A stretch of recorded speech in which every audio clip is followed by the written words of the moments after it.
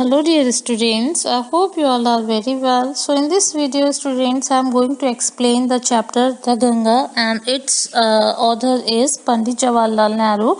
Students, I tell you that Pandit Jawaharlal Nehru was the first Prime Minister of our country, and I will explain this chapter. I have received so much love and affection from the Indian people that nothing that I can do can repay even a small fraction of it. And indeed, there can be no repayment of so precious a thing as affection. Many have been admired, some have been revered, but the affection of all classes of the Indian people has come to me in such abundant measure that I have been overwhelmed by it. I can only express the hope that in the remaining years I may live, I shall not be unworthy of my people and their affection.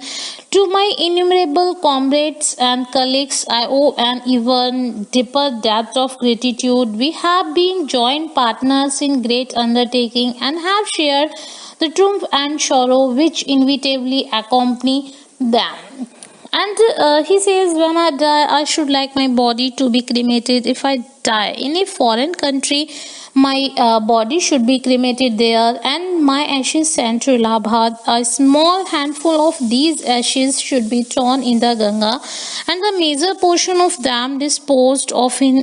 the manner indicated below. No part of these ashes should be retained or preserved. Pandit Jawaharlal Nehru कहते हैं कि उन्होंने जो भारतीय लोग हैं उन लोगों से इतना ज़्यादा प्यार उन्हें मिला है कि वो अगर उसके बदले में उन्हें कुछ भी करे उनके लिए तो वो उसको लौटा नहीं सकते हैं। एंड वो कहते हैं कि जो प्यार है वो वास्तव में एक इतनी प्रेशियस थिंग है जिसकी कोई कीमत नहीं है और उसको कुछ भी देकर वापस नहीं किया जाता है, यानी एंड वो अपने साथ रहने वाले लोगों की और जो उन्हें जो भारतीय लोगों के सभी जाति के जो लोग हैं उनसे इतना ज़्यादा प्यार मिला है कि वो उसे पाकर बहुत ही ज़्यादा खुश हैं। वो कहते हैं कि वो केवल ये आशा ही वो व्यक्त कर सकते हैं कि जो उनके जो अभी बचे हुए साल हैं वो उसमें उनका जो प्यार है उसको पाने के अयोग्य नहीं होंगे। एंड वो पंडित जवाहरलाल नेहरू जो उनके साथ जो काम करने वाले सहयोगी थे जिन्होंने उनके साथ काम किया था वो उनका भी बहुत ज़्यादा आभार प्रकट करते हैं और कहते हैं कि मतलब उन्होंने जितनी भी एक साथ उनको विजय मिली थी या कुछ भी जो दुख उनके सामने आए थे उन्होंने उनको साथ साथ मिलके ही सहन किया है। लेकिन यहाँ पर पंडित जवाहरलाल नेहरू अपनी एक इच्छा भी प्रकट करते हैं। वो कहते हैं कि मतलब जब भी मैं मरूं चाहे मेरी डेथ कहीं विदेश में हो, मेरी जो बॉडी है उसका तो अंतिम संस्कार वहाँ कर दिया जाए, लेकिन जो मेरी राख है, जो मेरी बॉडी की एशेज होगी उसको इलाहाबाद भेज दिया जाए, क्योंकि और जो उसमें से एक मुट्ठी भर कम से कम राख है वो जो गंगा नदी है उसमें प्रवाहित कर दिया जाए और जो उसका अधिकांश भाग है उसको मतलब बहुत ही निम्नलिखित ढंग से किया जाए, लेकिन उसका कोई भी भाग ऐसा नहीं है कि उसको बचाकर संभाल कर सुरक्षित रखना है। And my desire to have a handful of my ashes sown in the Ganga at Allahabad has no religious significance. So far as I am concerned, I have no religious sentiment in the matter. I have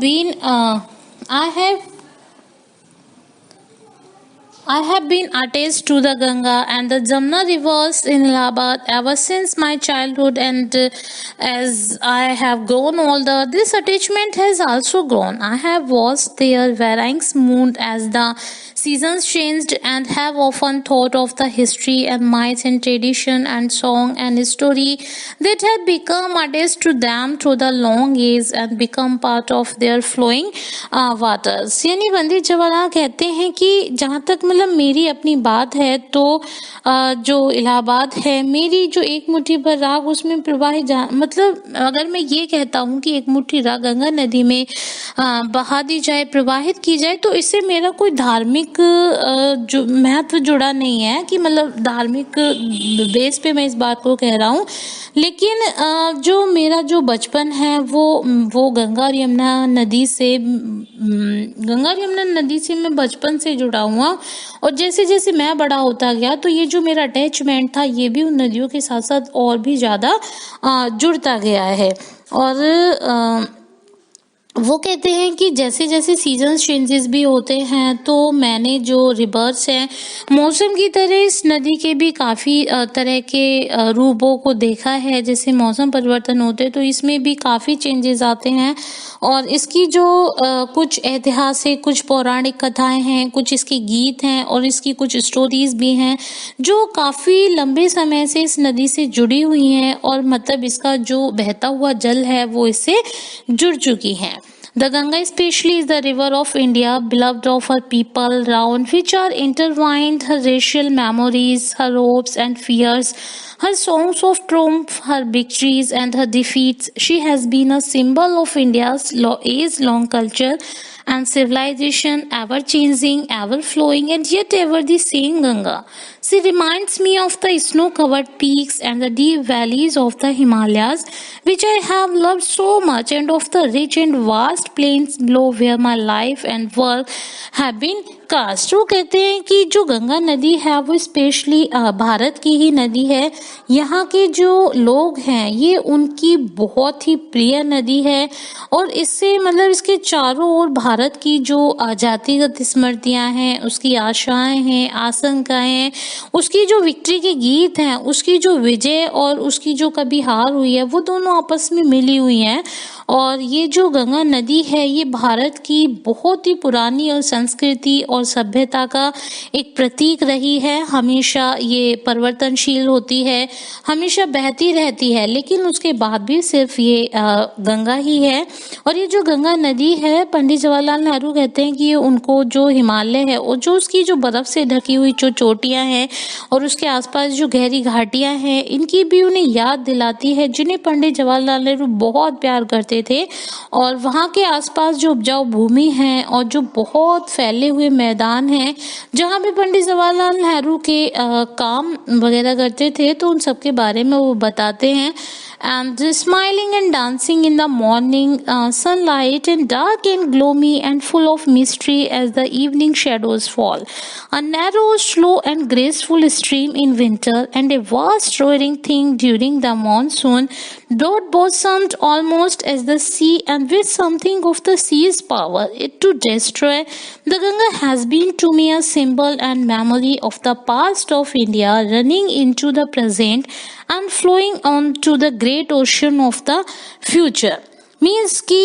Pandit Jawaharlal Nehru Ganga के बारे में बताते हैं कि जब सूर्य निकलता है, जब सुबह के समय सूर्य निकलता है तो ये मुस्कुराती हुई, डांस करती हुई, नाचती हुई दिखती है, और जब जैसे जैसे शाम आती है तो ये बहुत ही उदास, काली और एक रहस्यमय, एक मिस्ट्रियस सीन इसका होता है। और जब सर्दियाँ आती हैं तो इसकी जो गति होती है वो बहुत ही पतली, धीमी, लेकिन बहुत ही एक सुंदर जलधारा के रूप में बन जाती है। और जैसे जब मानसून आते हैं तो उस समय इसका जो साउंड होता है वो भी बहुत गड़गड़ाहट, गर्जना वाला होता है। और जो समुद्र है उसके जो मतलब इसके उसमें जब समुद्र, लगभग समुद्र जैसी ये बहुत ही विशाल है, और कुछ इसके अंदर इतनी भी शक्ति है कि ये विनाशकारी शक्ति भी इसमें होती हैं। और लेकिन जो पंडित जवाहरलाल नेहरू कहते हैं कि उनके लिए ये जो गंगा है भारत की जो अतीत है और जो वर्तमान में जो चल रहा है या फिर जो आने वाला जो टाइम है उसकी ओर ये उनके लिए एक प्रतीक है, और उसके लिए ये उनके लिए एक स्मृति है। And though have discarded much of past tradition and custom, and am anxious that India should rid herself of all shackles that bind and constrain her and divide her people, and though I seek all this, I do. Yes, I do not wish to cut myself off from that past completely. I am proud of that great inheritance that has been and is ours, and I am conscious that I too, like immoral past of India, that chain I would not break for a treasure it and seek inspiration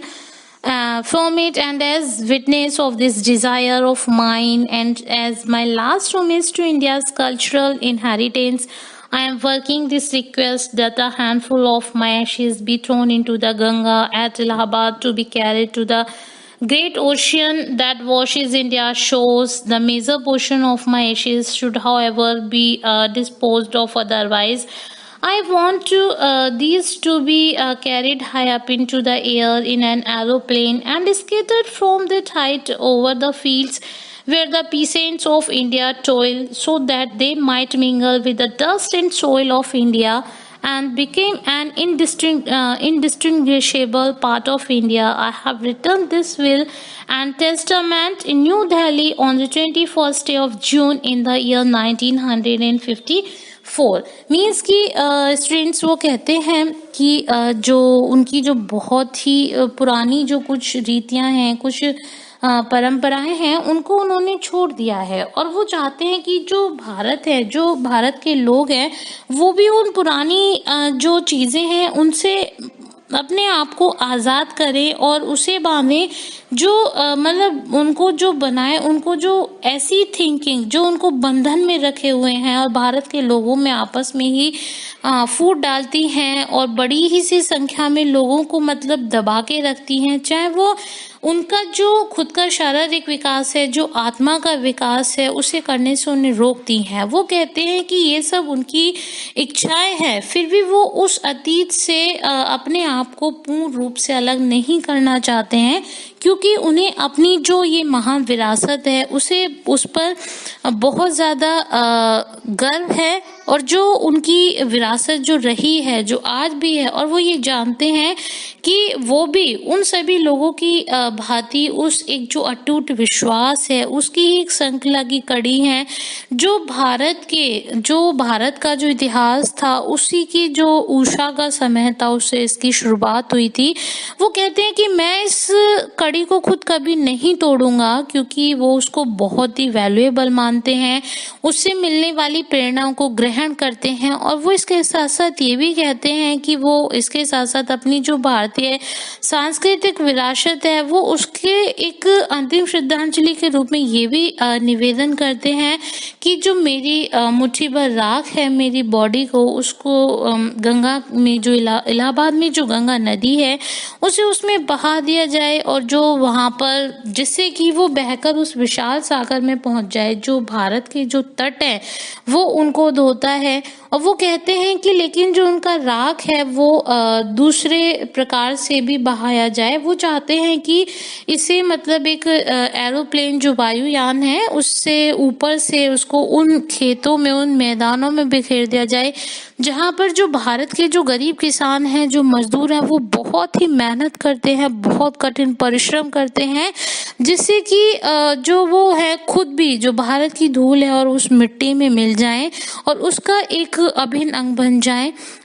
जो पंडित जवाहरलाल नेहरू हैं, उन्होंने जो ये वसीयतनामा लिखा था, उन्होंने जो अपनी इच्छा लिखी थी, वो 21 जून को दिल्ली में 1954 में 21 जून 1954 को उन्होंने दिल्ली में एक पत्र लिखा था।